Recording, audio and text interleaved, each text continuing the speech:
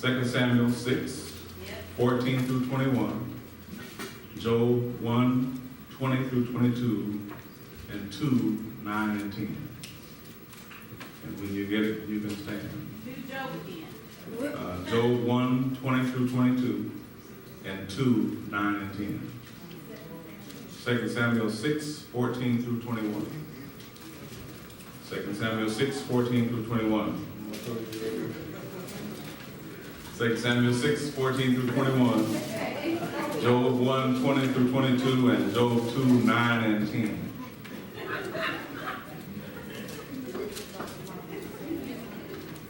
Y'all done had a devotion or something?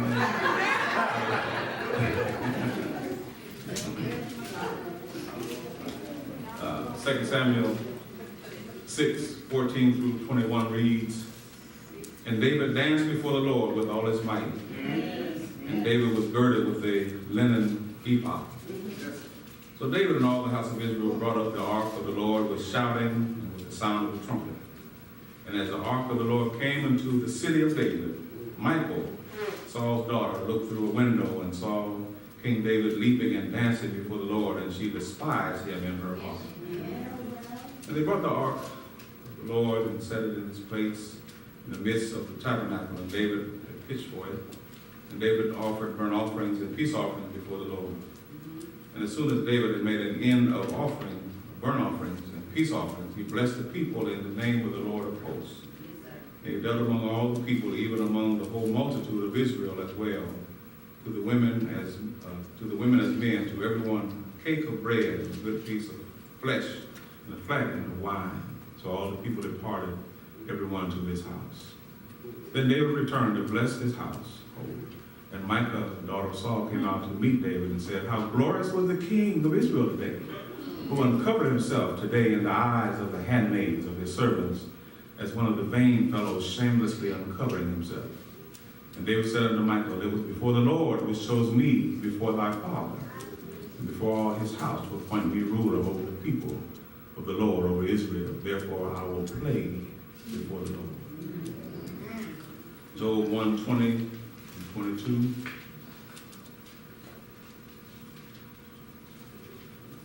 Then Job arose and rent his mantle and shaved his head, and fell down upon the ground and worshipped, and said, Naked came I out of my mother's womb, and naked shall I return thither. The Lord gave, and the Lord hath taken away. Blessed be the name of the Lord. In all this Job sinned not, nor charged God foolishly. In Job 2, 9 and 10, then said his wife unto him, Wilt thou still retain thine integrity? Curse God and die.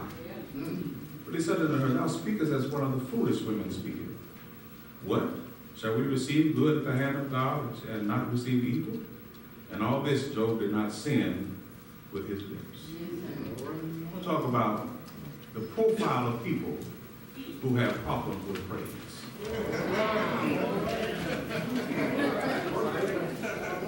The profile of people who have problems with praise. Can you say that with me? The profile of people who have problems with praise. If God is clear that he desires to be praised, why then does praise create such controversy? If he has clearly instructed us to praise him, why are there so many distractions? The human logic of the unregenerate will always find praise baffling and ignorant. Their faces will frown in frustration when somebody sitting near them expresses praise to God. The Christian, yet carnal mind, finds praise uncomfortable, threatening sometimes, and even intimidating. And most of all, Satan despises praise. So you need to be careful when you find yourself in the same arena as the devil.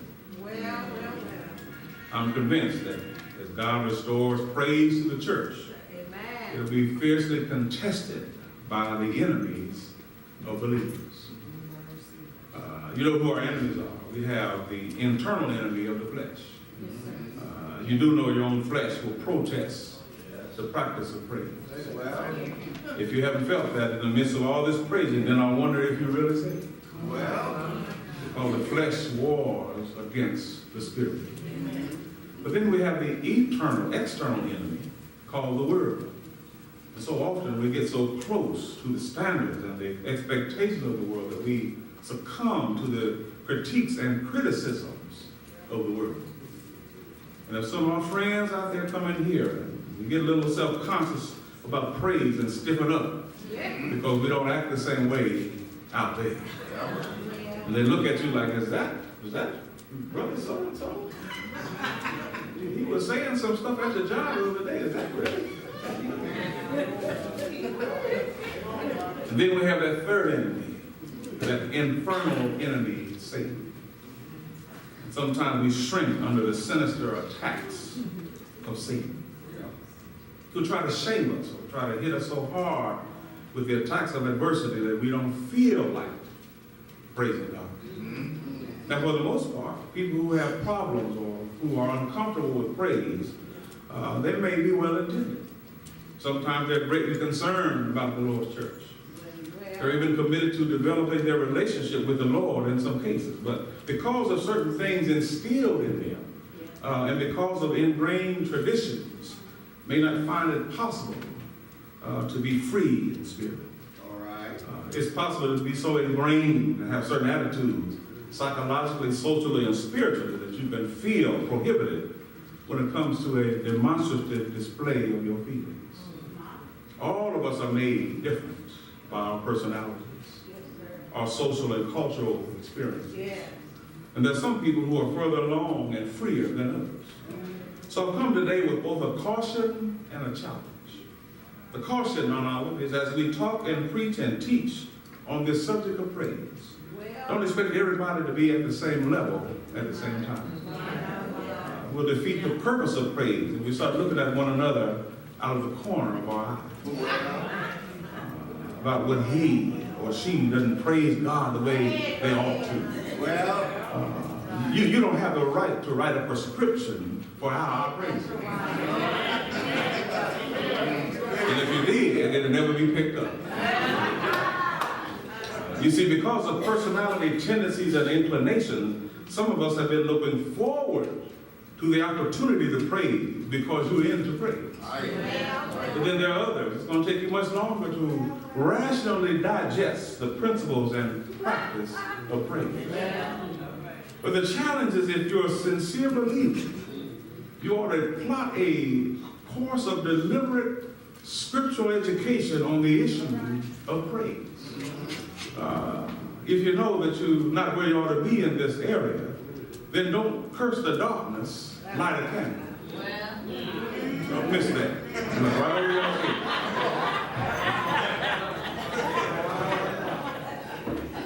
Don't sit down and wallow in your ignorance and complain. Get up and study the Word of God. And see what God Himself has to say about this matter of praise. And so this morning, I'm going to take just a couple of people from the Word to see what happened to them. They protested praise, and then what actually happened. Perhaps these biblical characters that we're going to talk about this morning have some unwitting kinfolk in our midst today. So the first one we're going to look at is this wife of David by the name of Michal. For the background of our story, Michal was the daughter of King Saul and the wife of David. And this story, along with 1 Chronicles 13 through 15, deal with when Jonathan and Saul were already dead. And so David was crowned king. And one of David's first official acts as king was to return the Ark of the Covenant to its rightful place in the holy city. The Ark was significant because it was emblematic of the presence of God among His people. The Ark reminded the people of God of their covenant relationship with Him. And so the first time they tried to bring the Ark to the holy city, they were unsuccessful because they didn't do it according to the guidelines that God had prescribed. all right. He told them to put the arks on the shoulders of holy anointed men. But they constructed a cart and tried to let the ark ride on the cart. And when the ark almost fell, the result was the death for one of the men who tried to balance it. You Bible readers know what I'm talking about. And so David detoured the ark for a while over to Obed-Edom. And when they got it right, because you see, it was the right mission, but the wrong method. One of the lessons we learn from this is you can't do God's will your way. You got to do God's will God's way. They had the right mission, but the wrong method. When they finally got the manner right, God blessed them. And there they were, with a great day set aside. And then David saw the ark coming into the city with all the celebration. He looked up and saw the regal entourage that was following the ark. When he saw the high worship service and heard the sounds of the trumpets and the cymbals, the flutes, along with the people shouting and praising God, it was too much for him just to stand there and not do anything. Right. And as he watched the ark making its way into the holy city, the symbolic presence of God returning to his rightful place, David said, I can't stand it. So the Bible said he broke out into a holy dance. Now, let me just drop this real quick before we move on. This is not a license for you to go to the club and drop it like it's hot. This ain't a license. But I've heard too many times, David danced. That's not giving you a right. I mean, is the wrist still a whip or whatever, or smile is? No, it don't give you that right to back up nothing. David did a holy dance. Some of the stuff that's going on ain't holy.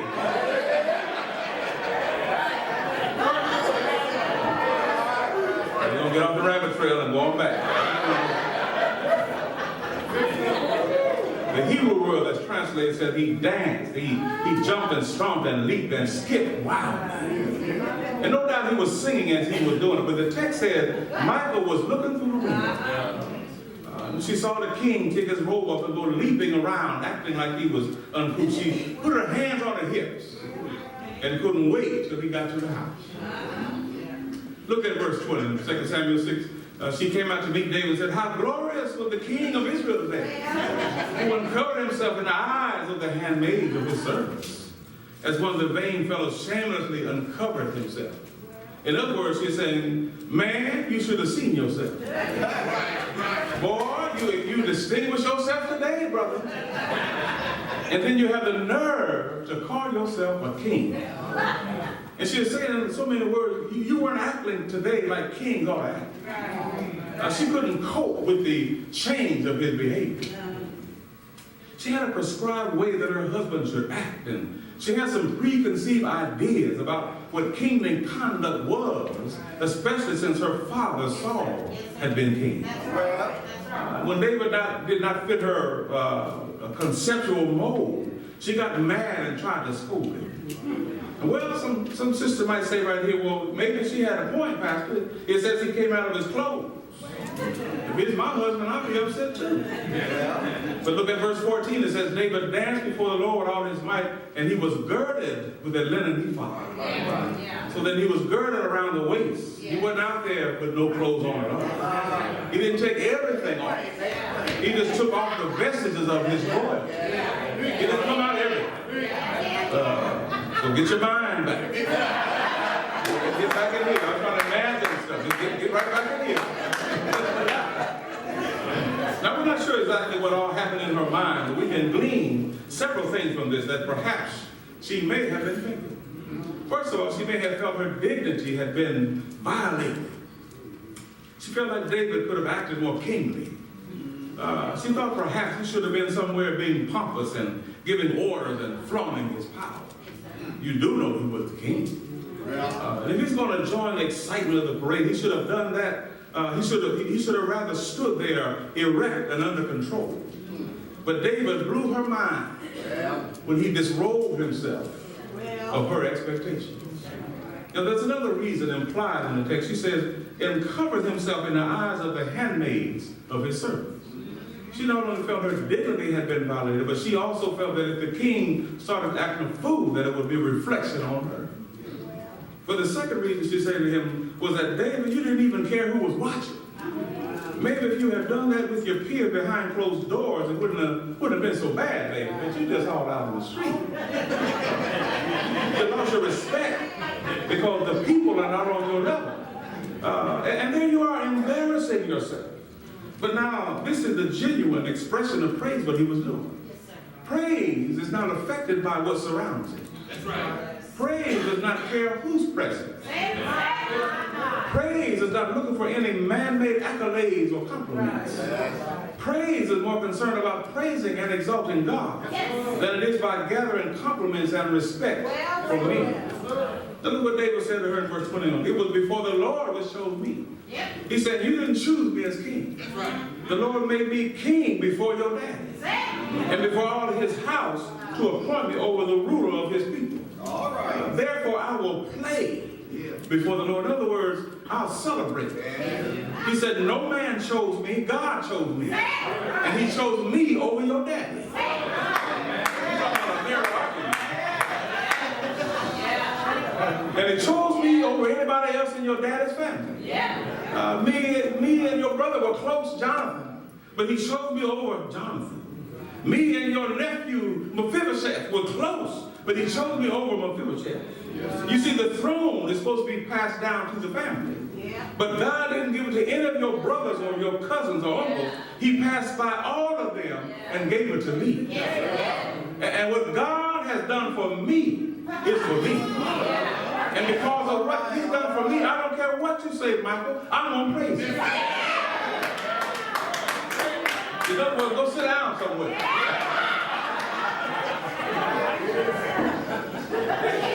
I wasn't even in line to sit on the throne. I didn't scheme to get it. I wouldn't even kill your daddy, even though I could have on 2 occasions. But I respected your daddy's position. This is what the Lord has done. And you mean to tell me when God has done something like that for me, you think I'm going to be inhibited? Do you think I'm going to be a spectator and not a participant? Baby, you got me all wrong. Look at what David says. I'll be more vile than thus. In other words, if you think I'm undignified today, wait till tomorrow.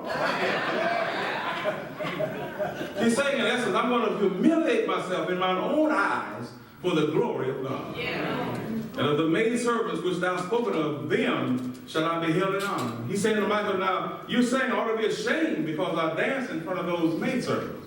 But really, it's not them that's worried about what I did, it's you. Because I'll be honored in their presence, but you are the one that's offended. And one of the lessons we learn here, you have to watch people because they'll put their feelings in other folks' mouths. When they come to you, they talk about they say. And when they come to you talking about they say, you're looking at the they. They're trying to put something else in someone else's mouth. There's a kind of an attempt at transference. I'm thinking it. I'm going to download it to the they say crowd. I'm going to click send to the they say crowd. And did you not know the biggest problem, especially in the church, is with the they say crowd? Because nobody ever takes responsibility for what they say. Because what they say can be reckless. What they say can be ruinous. What they say can wrench one's heart. What they say can be wretched. And most of the time, what they say is usually wrong. Don't let other people define your praise. And then there's something else to note in the text. He was not at the temple or the church. He was in the public eye. He was where everybody could see him. Yet this king was not ashamed to praise God. Well, there's another one. Turn to Job chapter 1. And so often we talk about Job and his trial, but today we want to focus on Mrs. Job. Because it was Sister Job who had the problem. The Lord had bragged on Job. When the devil came before the Lord said, devil, where you been? He said, I've been going to and fro seeking who I can devour. And the Lord said, have you considered my servant Job? He said, yeah, but you got a hedge around him. Now this is the paraphrase version. But if you take the head down, he'll curse it to your face. And the only reason he's praising you is because you won't let me touch him. So he said, all right, you can touch him, anything other than his soul. And you remember how the story went. Job lost everything. Lost his children, lost his wealth, lost his health. And the adversity through Satan's hand reduced Job from the wealthiest man in the land to a pauper. And after he lost everything, look at verse 21. Job said, naked came I from my mother's womb, and naked shall I return. The Lord gave, and the Lord has taken away. Blessed be the name of the Lord. In other words, let the name of the Lord be praised. He says, God gave me everything I had. My respect, my riches, my health, and my wealth. God took it in the name of the Lord, and let him be praised anyhow. Then the next verse said, and all this Job sinned not, nor charged God foolishly. In the midst of that kind of adversity and calamity, there Job was, praising God. Lord, I praise you in spite of what has happened to me. But our sister Job had just about all she could take.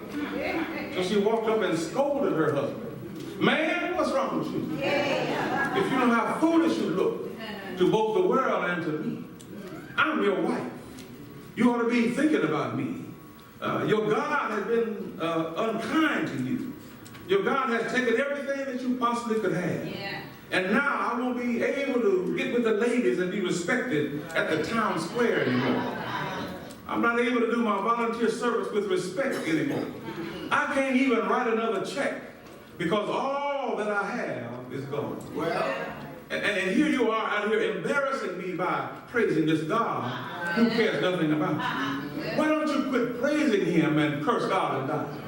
Be a man, Job, and die like a man. At least I'll be able to find the life insurance policy and get something out of this. Go ahead and curse God and die. Now that's the 2018 version.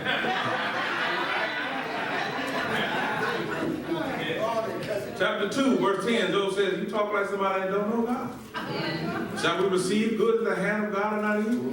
And all this Job did not sin with his lips.